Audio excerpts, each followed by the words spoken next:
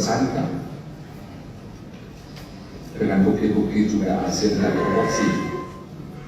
Itu diduga kuat saat tidak sadarkan diri itulah kemudian dibawa 300 meter kemudian diperkosa.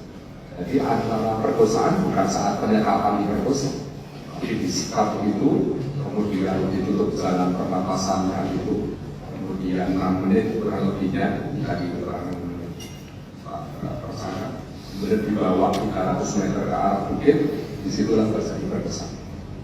Berarti kan saat penyekapan sampai ke 300 meter kan dalam keadaan tidak sadarkan diri. Tetapi tidak sadarkan diri kan ada dua kemungkinan. Apakah itu hanya pingsan atau sudah meninggal dunia? Dari hasil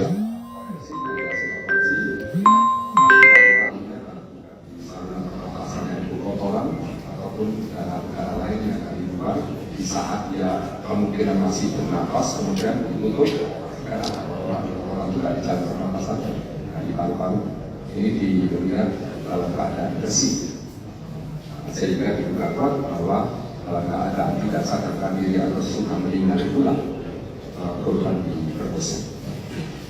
Download Tribun X sekarang, menghadirkan lokal menjadi Indonesia.